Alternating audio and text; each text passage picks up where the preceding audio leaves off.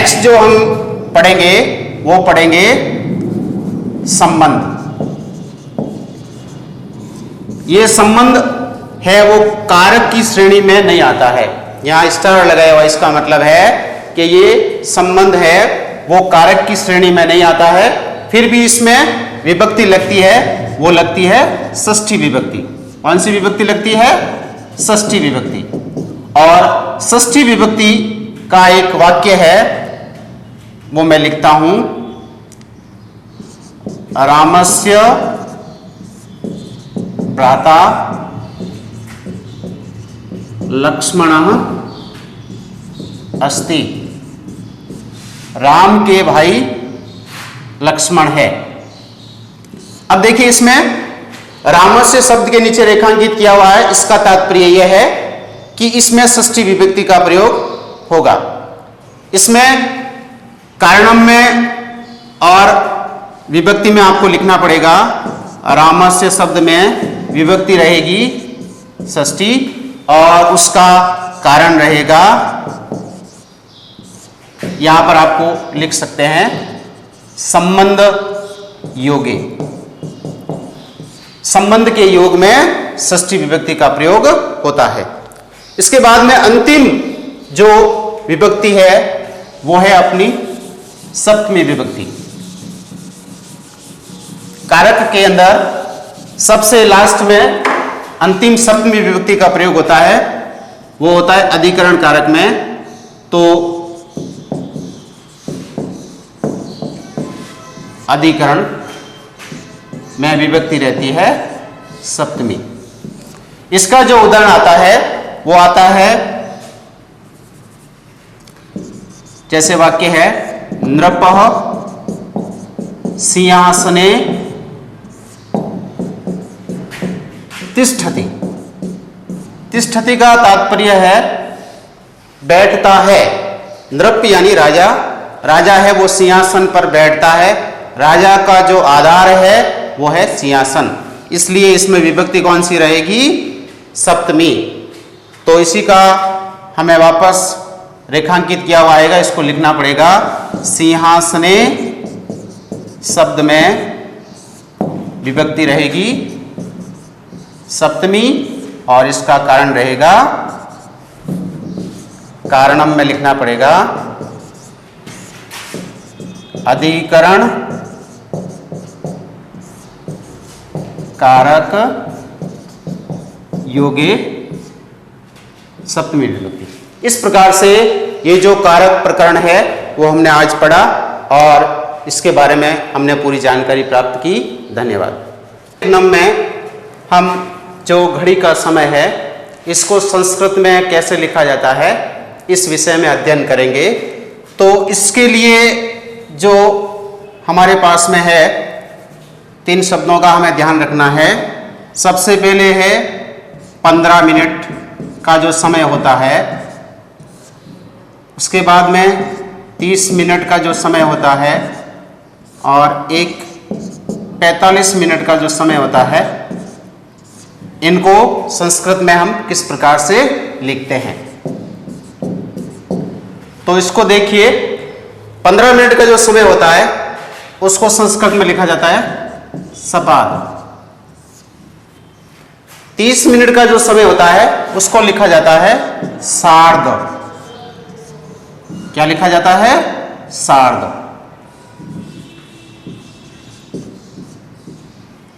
और 45 मिनट का जो समय होता है उसको लिखा जाता है पादोन। और आगे हम इसको लिखते हैं वादने। वादने का अर्थ होता है बजे। वादने का अर्थ क्या होता है? बजे। अब हम किसी भी समय को जब लिखते हैं तो हम इन की सहायता से किसी भी समय को लिख सकते हैं। इसका जो प्रश्न आता है वो परीक्षा में इस प्रकार से आएगा, जैसे अहम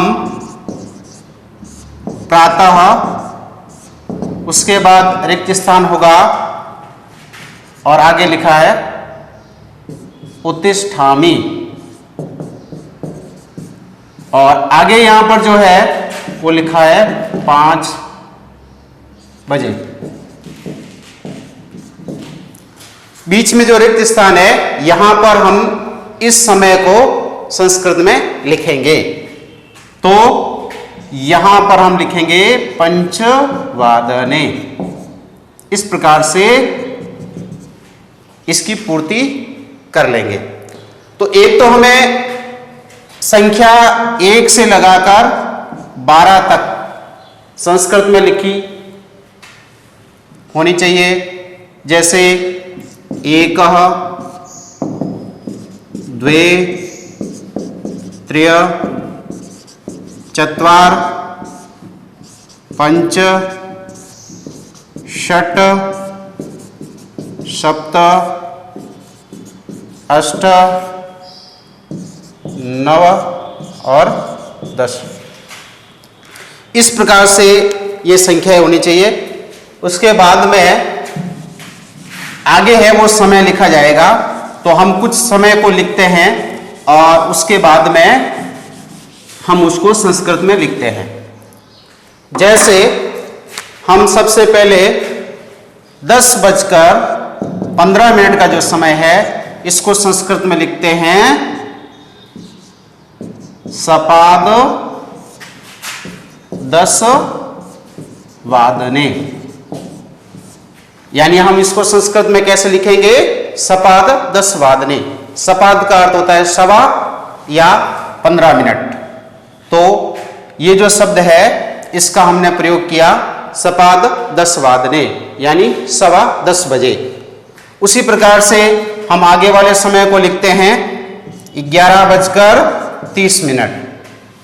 इसको लिखेंगे तो इस प्रकार से लिखेंगे 11:15 वादने, यानी 11:30 बजे। कितने? 11:30 बजे।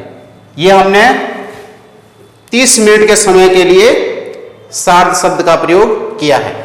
उसके बाद में 45 मिनट के लिए हम समय लिखेंगे तो कैसे लिखेंगे? 1:45।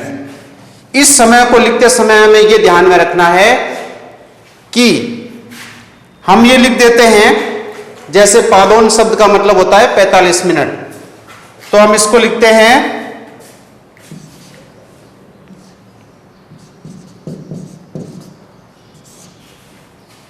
इसको हम पादोन 1 वादने लिख देते हैं, जबकि ये इस प्रकार से नहीं लिखा जाता है, ये लिखा जाता है पादोन द्विवादने। हम यहां पर एक गलती कर देते हैं, क्योंकि यहां पर 1 बजे है और हमारे दिमाग में यही रहता है कि वापस हम लिख देते हैं 1 वादने, जबकि यहां पर 1 वादने नहीं लिखा जाएगा, यहां पर लिखा जाएगा पादोन द्विवादने, यानी 1:45 बजे। अब कुछ समय ऐसा है, मुख्य रूप से हमारे 10th क्लास के सिलेबस में यही समय है, परीक्षा में इसमें से पूछा जाता है, लेकिन कई बार प्रश्न ऐसा पूछ लिया जाता है जैसे 10:55। अब हम इस समय को कैसे लिखेंगे? क्योंकि ये 3 समय तो हमें याद रह जाएगा, सपाद, सार्ध और पादोन, लेकिन 10:55, तो इसको लिखने का तरीका है वो 2 प्रकार का है। एक तो हम दिक् शब्द का प्रयोग करके लिखेंगे। इस दिक् का मतलब होता है अधिक, और एक लिखेंगे न्यून, इसका अर्थ होता है कम। अब यहां पर जो समय है, क्योंकि हम कोई भी समय या अंकों में लिखते हैं तो सबसे पहले इस समय को लिखते हैं, तो हमें सबसे पहले लिखना पड़ेगा 55।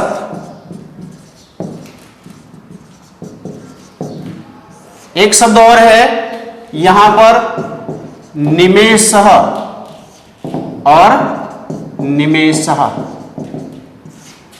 अगर 1 मिनट है तो आएगा निमेषः, और अगर अधिक है जैसे दाई की संख्या है तो आएगा निमेषा। तो 55 निमेषा। अब हम दिक् शब्द का प्रयोग करेंगे तो यहां लिखेंगे दिग्, दिक का मतलब होता है अधिक। अब कितने अधिक है? 10 बजे से 55 मिनट अधिक है। हम इसको इस प्रकार से भी कह सकते हैं कि 10:55। और दूसरे शब्दों में हम ये कह सकते हैं कि 10 बजे से 55 मिनट अधिक। तो हम इसको यहां पर लिखेंगे 5:55 निमेषाधिक 10 वादने। क्या लिखेंगे? 10 वादने। एक तो ये तरीका है लिखने का दिक वाला, दूसरा है न्यून वाला। न्यून वाले तरीकों को हम कैसे लिखेंगे वो भी देख लीजिए।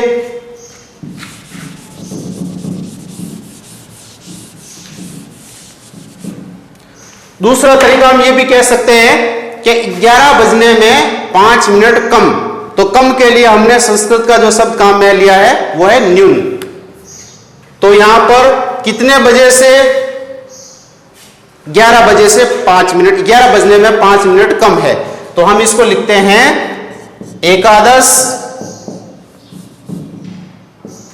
एकादश निमेषा न्यून, सॉरी, 5 निमेषा न्यून 11 वादने। 5 निमेषा न्यून 11 वादने, यानी कि 11 बजने में 5 मिनट कम। इस प्रकार से ये जो समय है वो लिखा जाएगा। कई बार जो है वो प्रश्न घड़ी का समय एक चित्र की सहायता से भी पूछा जा सकता है। घड़ी का एक चित्र दे दिया जाता है,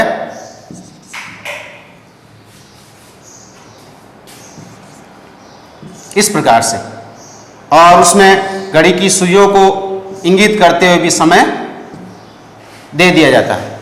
तो इसमें हमें आगे यहां पर लिखना पड़ेगा। जैसे घड़ी में कोई समय दे रखा है, जैसे मान लो 12 बजे का समय दे दिया, तो उसके नीचे एक रेखांकित किया होगा और आपसे पूछा जाएगा कि इस घड़ी के अंदर कितना समय है, या ये घड़ी हमें कौन सा समय दर्शा रही है। तो इसको लिखने के लिए हमें यहां पर लिखना पड़ेगा 12 वादने। अब इसमें जैसे दो शब्द है, एक तो वादने, कहीं पर वादने लिखा हुआ है और कहीं पर वादनम लिखा हुआ आता है। तो इन दोनों में मुख्य अंतर कोई नहीं है, ठीक है, दोनों का अर्थ एक ही है, बजे, ठीक है ना। तो इसमें आपको कंफ्यूज होने की आवश्यकता नहीं है, दोनों का अर्थ एक ही है। वादनम लिखो या वादने लिखो।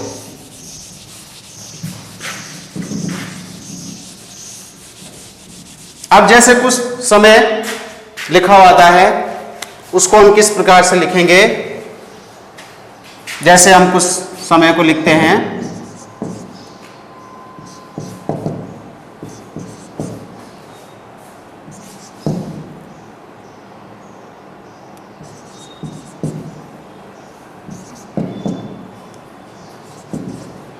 इस प्रकार का जो समय लिखा होगा उस समय को हम किस प्रकार से लिखेंगे? जैसे समय लिखने का जो तरीका मैंने आपको बताया है, सबसे पहले हम इस अंक को लेंगे। तो 30 मिनट के लिए यहाँ पर जो समय लिखा है वो लिखा है सार्ध, तो हम यहाँ लिखेंगे सार्ध। उसके बाद में कितने बजे हैं? 2 बजे हैं, तो द्विवादने। इस प्रकार से ये समय लिखा जाएगा। उसी प्रकार से इसके लिए 15 मिनट के लिए जो समय है वो है सपाद, तो इसको भी इसी प्रकार से लिखेंगे सपाद 11 वादने, यानी 11:15 बजे। उसी प्रकार से आगे का जो समय है, इसमें देखो ना तो इन तीनों शब्दों में से है, इसमें 35 मिनट दे दिया गया है। अब इसको हम किस प्रकार से लिखेंगे? जैसे हमने बताया था कि दिक और न्यून शब्द का प्रयोग करते हुए लिखना है, तो इसको हम लिखेंगे 35 को क्या कहते हैं? 30 को कहते हैं 63, और 5 उससे अधिक है तो 5 को कहते हैं पंच, तो पंच 63, यानी कि इसको हम लिखेंगे 5 63 निमेष धिक, धिक का मतलब अधिक, कितने से है? 9 बजे से, तो यहां पर लिखना है नववादने, नववादने। दूसरा है 4:50। अब इसमें 50 मिनट अधिक है 4 बजे से, तो इसको किस प्रकार से लिखेंगे? 50 को कहते हैं 50 निमेषा धिक, कितने बजे से है? चतुर्वादने, 4:50। इस प्रकार का समय हम संस्कृत में लिखते हैं। तो आज का जो टॉपिक हमने पढ़ा कि संस्कृत में घड़ी के समय को किस प्रकार से लिखते हैं। धन्यवाद।